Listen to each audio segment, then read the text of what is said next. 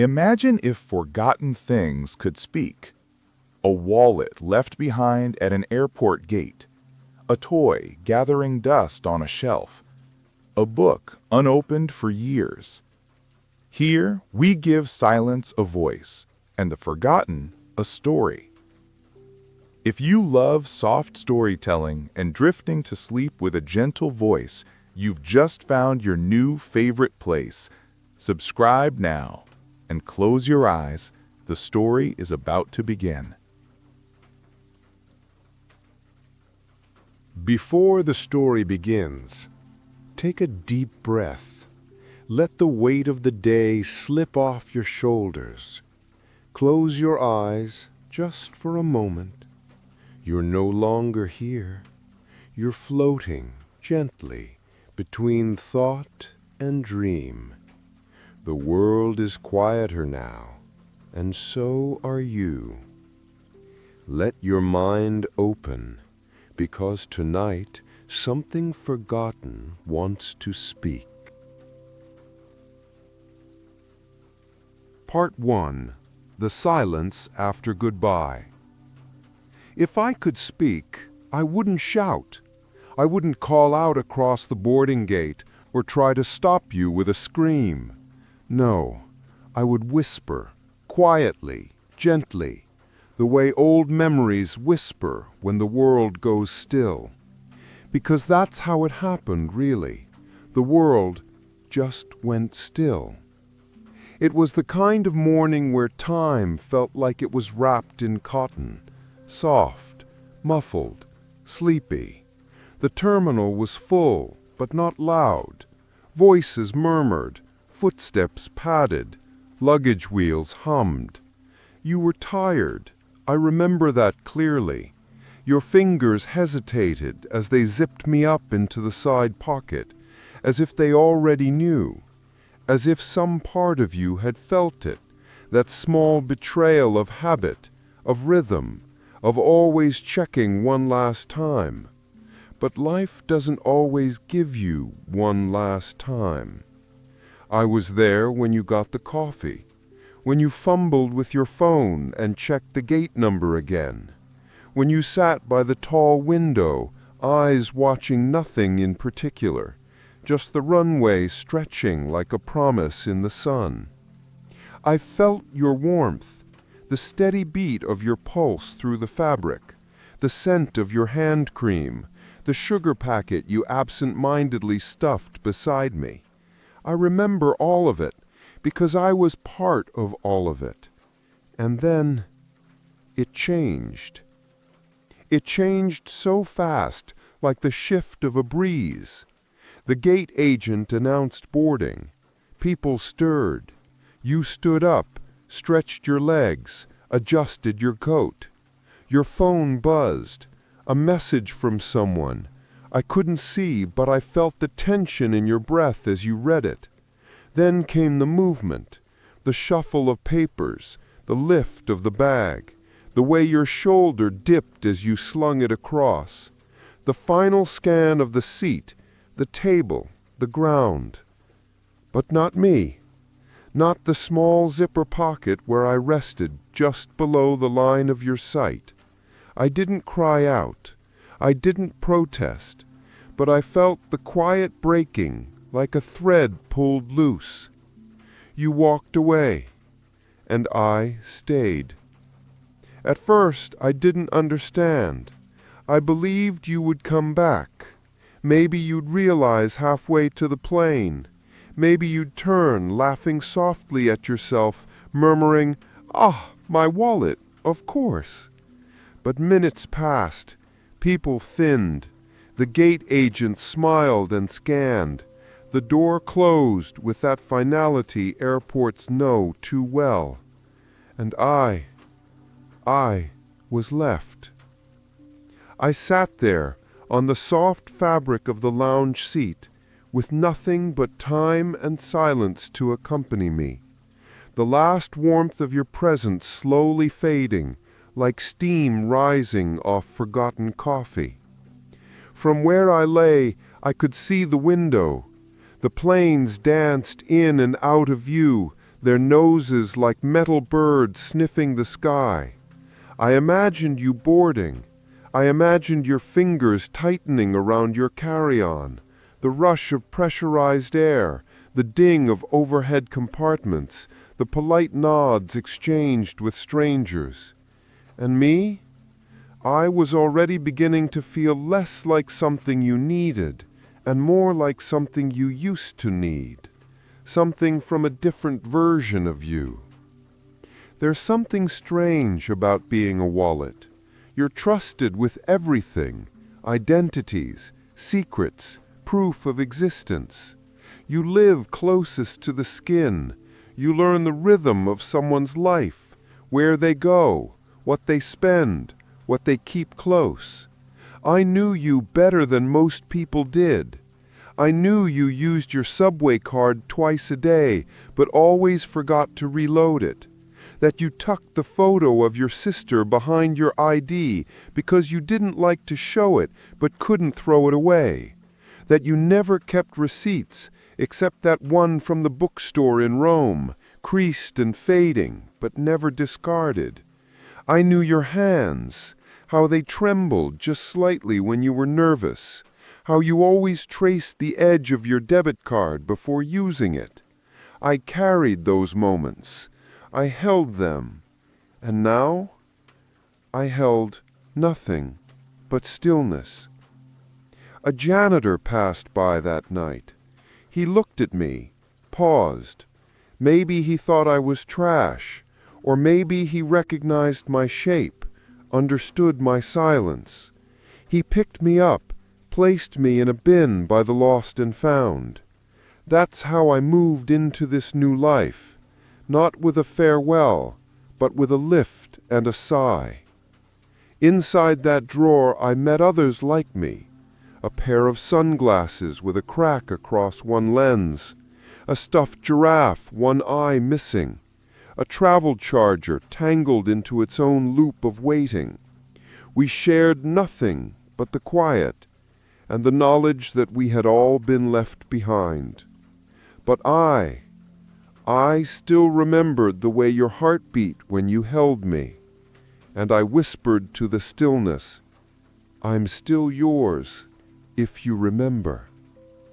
And the silence replied, "But do they?" Part 2.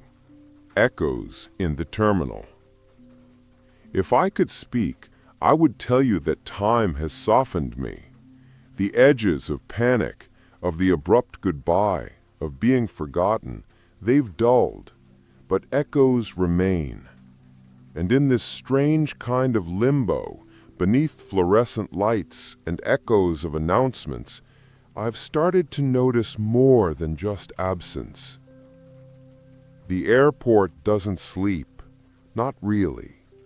Even at 2:47 a.m., when the departure boards flicker and most humans are slouched into vinyl chairs or curled up in sweaters, there's movement, subtle, persistent, like breath.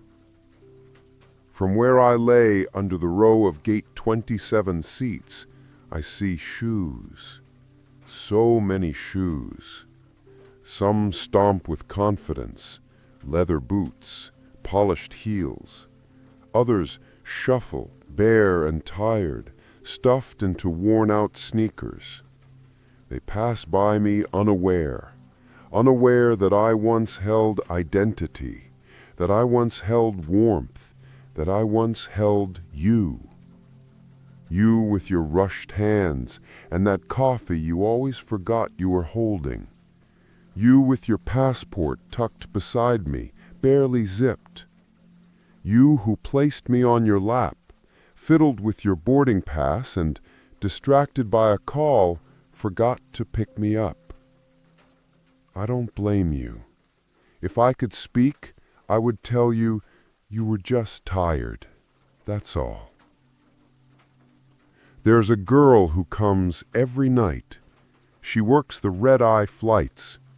Her name tag swings as she walks, and sometimes she hums songs under her breath. Once, She dropped her radio and it rolled beneath my bench. She reached for it and her hand brushed me. She paused. Her eyes met me, not in recognition, but in passing curiosity.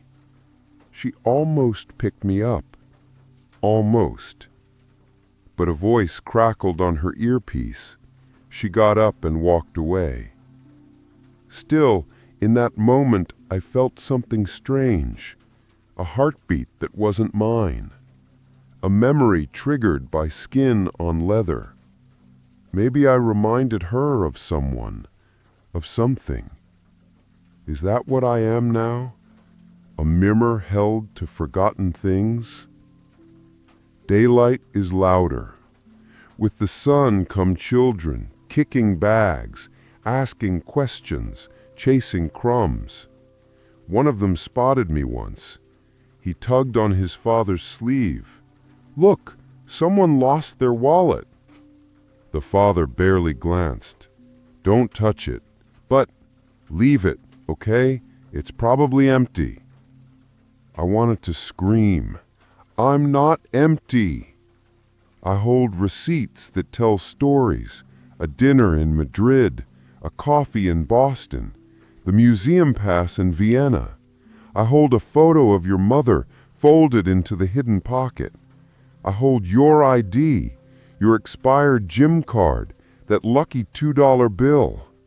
I even still carry the note, the one written in slanted blue ink that said, "You're doing better than you think.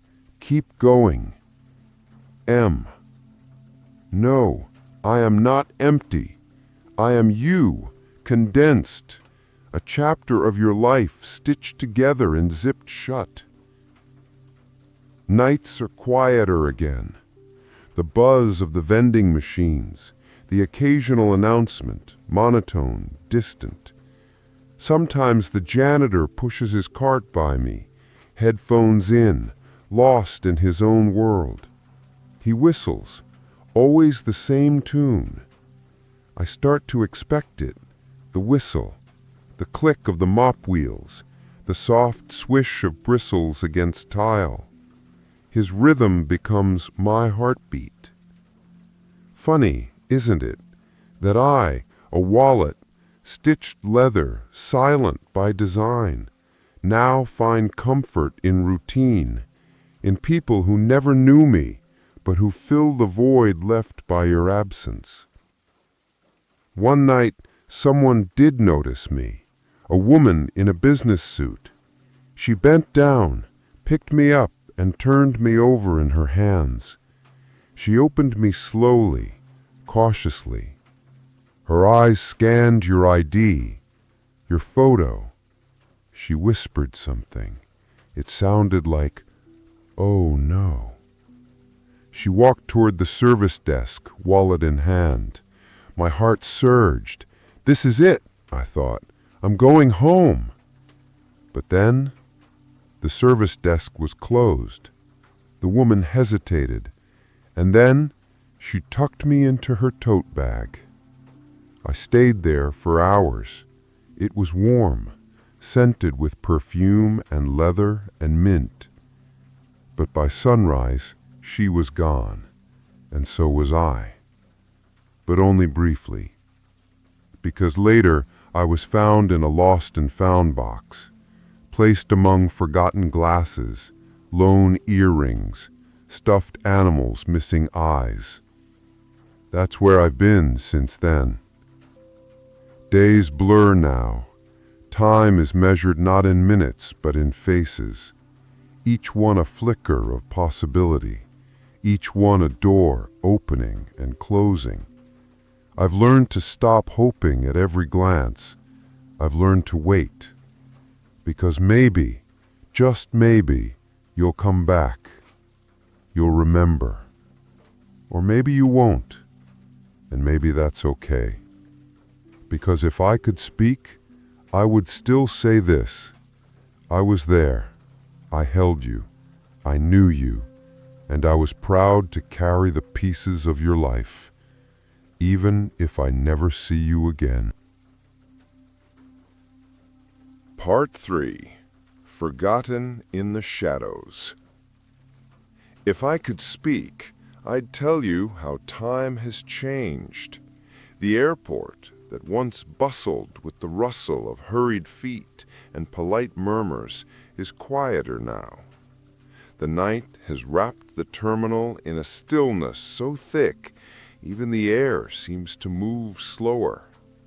The lights above hum softly, and their glow flickers from time to time, like fading stars trying to remain seen. Gate 27 remains unchanged. The rows of seats, mostly empty now, still creak when leaned against.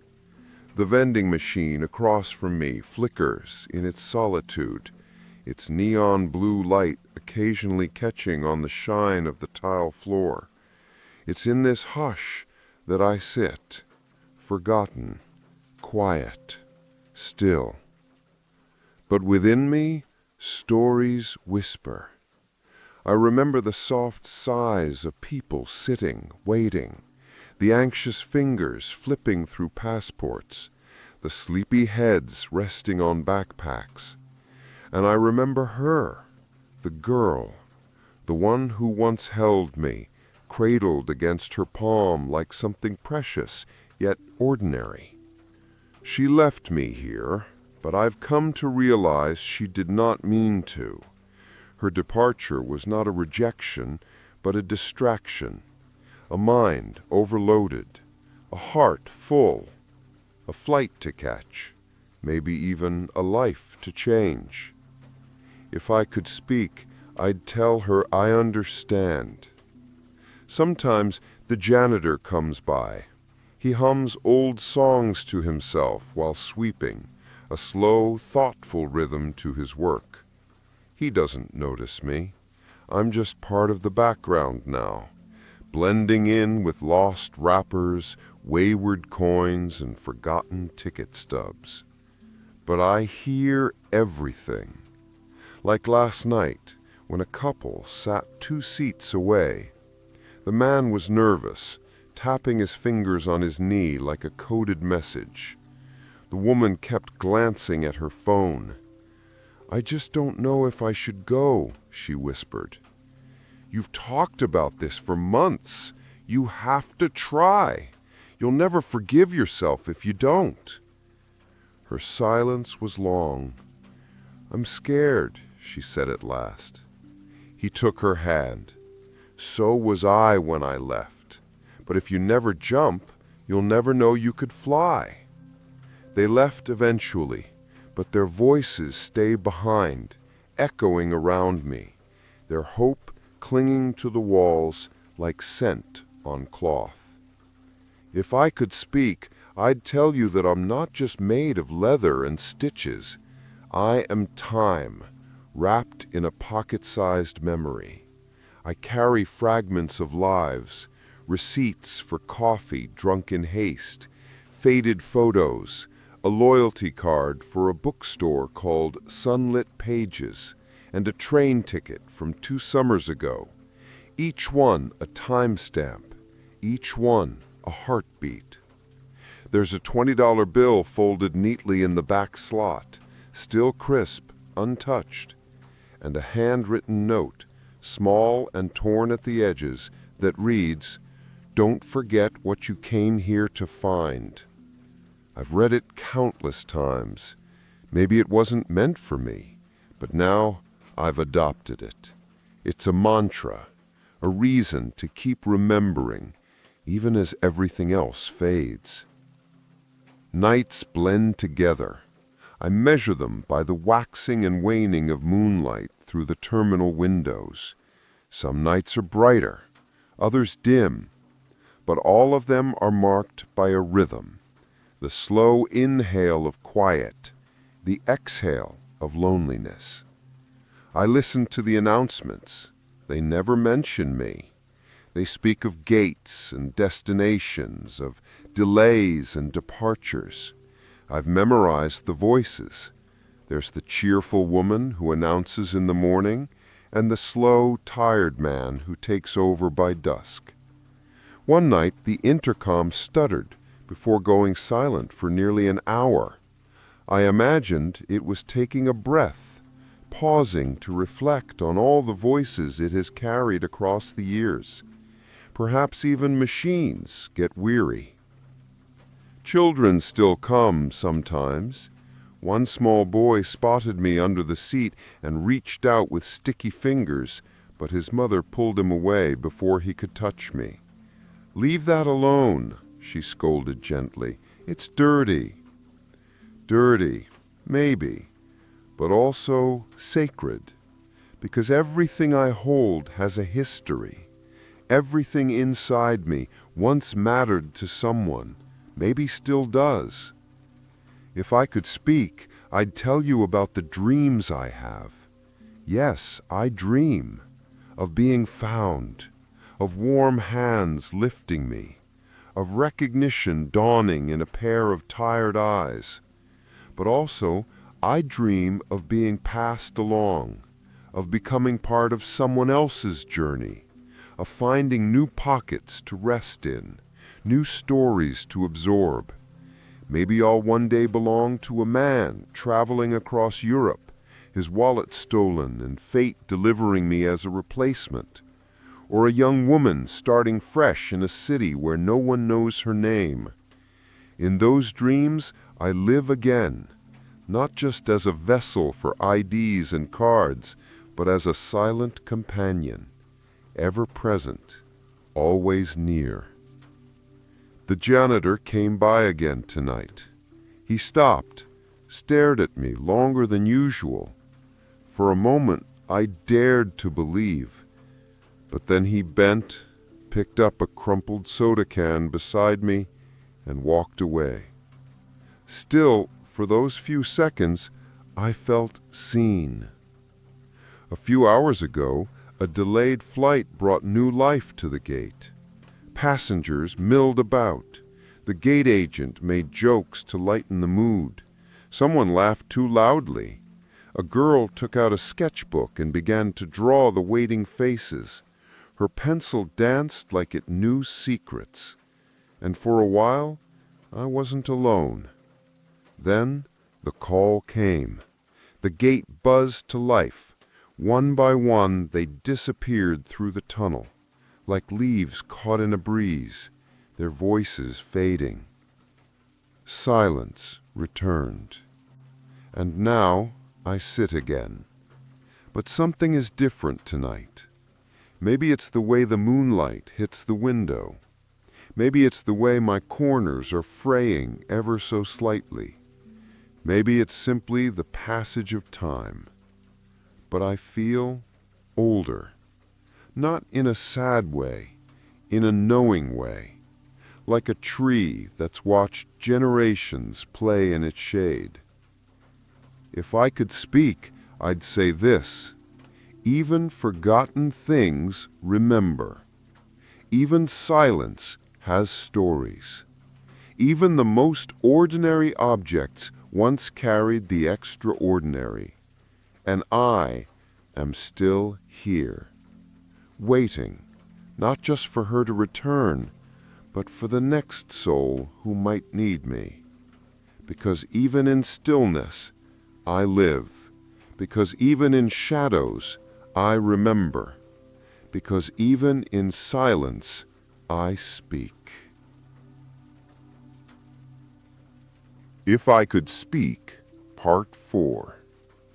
If I could speak, I would tell you that the silence inside me was once filled with echoes of laughter, love, and life.